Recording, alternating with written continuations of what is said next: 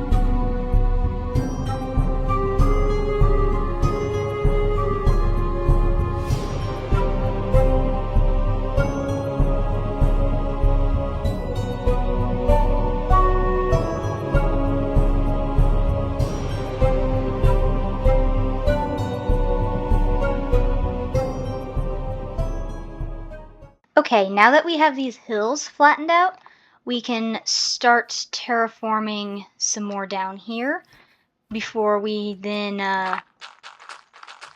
get this place all set up for planting, which is going to take a while.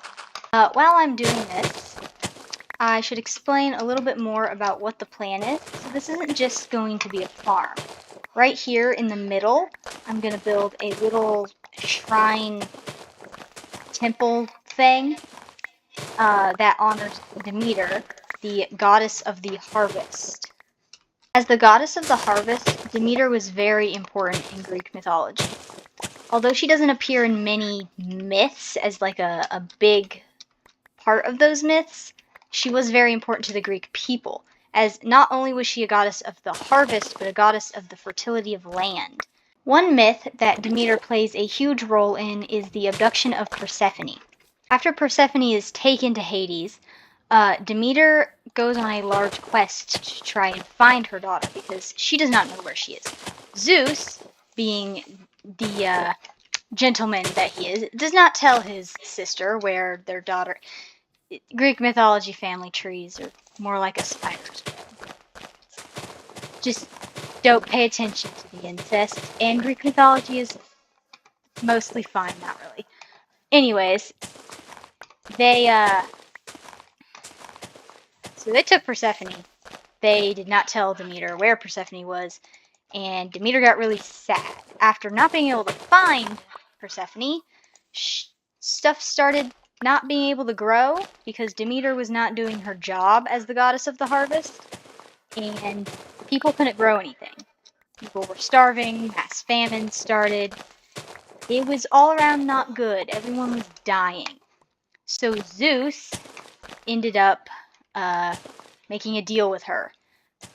Persephone would be returned in order to stop this mass starvation, because even Zeus, king of the gods himself, had no control over it. He had to make a deal with Demeter. But Persephone had eaten a pomegranate when she was in the underworld, and I guess that bound her to it. So she had to stay there at least part of the time. Now, this is a myth that is meant to explain the seasons and how they work, because during the winter time, and I guess the start of fall, when things don't grow, that is when Persephone is in Hades, with Hades. Yeah, in Greek mythology, the underworld is called Hades, and Hades is the god of the underworld. It's a little confusing, but anyways, Persephone spends half of her time there, half of her time on Earth with her mother. When she's with her mom, that's the spring and the summer, when plants are growing and everything is abundant. Then she leaves in late fall, and this is when Demeter's sadness kicks in. Nothing will grow in these times. And that is basically the myth that explains the seasons in Greek mythology. Another myth that Demeter is a big part of would be Demeter's wrath, which is not a fun one. Basically, a king decides, hey, I'm going to go cut down Demeter's sacred forest. Already a bad idea. Anyways, this king, king of great ideas, as we're going to call him, as I forgot his name. I could Google it, but I don't really feel like it. King of bad ideas cuts down her forest. Demeter, of course, finds out about this, and she's not happy. She decides the best course of action is to contact the goddess of starvation to curse this king. The goddess of starvation is happy to oblige and curses him with eternal hunger. He becomes so hungry that he eats his entire kingdom's supply of food and has to import more and more. It's a whole thing. And then one day, he becomes so utterly hungry that he eats himself alive. The point of that story is don't piss off Demeter. As you might learn from this series, if you already don't have a great knowledge of Greek mythology, is that a lot of Greek myths have to do with the consequences of pissing off the gods. Boasting too much, thinking you're amazing, and then being struck down. It is a very common theme in Greek myths. Now, this temple isn't going to be huge. It's just going to be like a small little shrine, maybe a fountain. I'm not sure on the design quite yet, but it won't be huge. We will have some bigger temples and buildings later on, but we're just going to stay on the smaller side for now. The thing that'll take the longest building this is the fact that I have decided to make a statue out of chisel and bit. I think I'm going to head to the mines and try to get some more diamonds because my pickaxe is almost dead and I don't have enough to make a new one. So, let's go get some diamonds.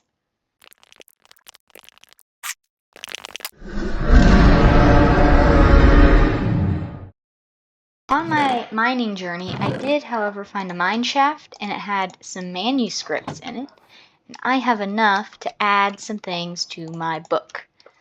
No. I think Cyclopses. I can do 2 of them. Let's go with Cyclops. Fire Dragon, maybe? I think this would be the most important because that's what I got going on near me. And I did get some Iron Horse armor, so I just need to find a horse now. No, that's my food chest. It's time to build.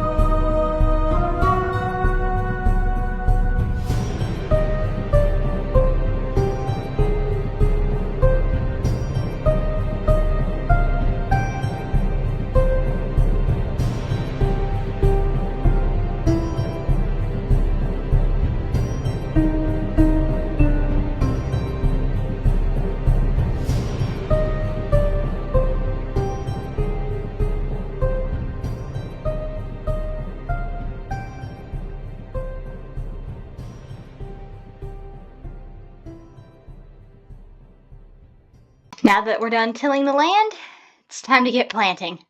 Now, I have decided that I am not going to be planting any wheat. There are two reasons for this. One is with Pam's Harvest Craft, I don't actually really need it because you can substitute anything, any of the recipes that need wheat. You can also use other grains like barley. I've decided to do this for one reason, really, is wheat looked really ugly in this version. So I would rather not plant it because it'll ruin the aesthetic of my gardens. Now, where do I want? Let's do the carrots on this one. I have them all separated off into little sections. Some of these will have more than the others. You know, be like, oh, I won't be needing this one as much, so give it less space.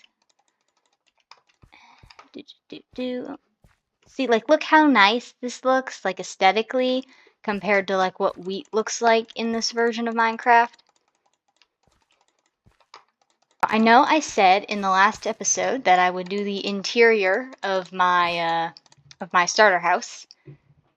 I lied. We're not doing that. We don't have time. But I did get my farms done, and I did go mining. I think today was successful. Let's sleep real quick. And then while I'm right here, I just want to like give you a good view of this. This is just a little shrine to Demeter. This will eventually be a statue. I'm working on it. There's poppies planted all around here because according to the internet, poppies are kind of a symbol of Demeter. The real challenge is going to be figuring out what I can make with these ingredients. Because there's some foods that I have a whole bunch of plants up in that chest. But I'm not going to be using most of them because I've decided I'm going to be historically accurate with what foods I am consuming. Done with the planting. It's going to take so long to get these fields completely filled. I hope to see you all next episode, where we will hopefully be going to the Nether, and maybe getting some enchantments as well. Have a good day, everyone. Bye!